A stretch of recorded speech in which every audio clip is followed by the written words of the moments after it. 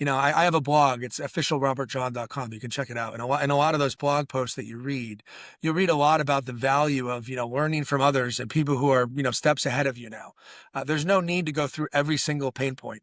I'm a big believer in, if you've got a story to tell or some scar tissue that you got, I'd rather learn it from you than go through it myself. They say failure is the best teacher. And I do agree to that to an extent, but you can learn a lot from other people's failures and not have to experience the pain yourself. Love it. We talk a lot about failure and failing forward, right? Yeah. You can't go back. Let's talk about Pacific Hardwood and where you're at now.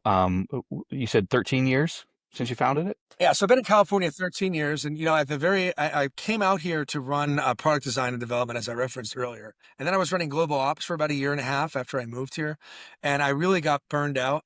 I was running 7 factories around the world, and I wasn't home much. I was traveling 18 to 20 days a month. I had 3 kids at the time, one which was very, very, very young, and I just wasn't home. I was just focused on my career, and I thought, hey, I've made it here.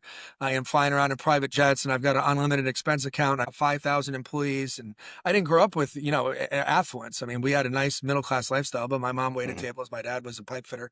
So, I had a nice upbringing, but I certainly wasn't used to the lifestyle I was living in my early to mid 30s. And I lost myself. So I started to develop some bad habits. I compromised my character in some ways that I shouldn't have. And I just got to a position where that wasn't sustainable, but, to maintain my family or the type of person I wanted to be.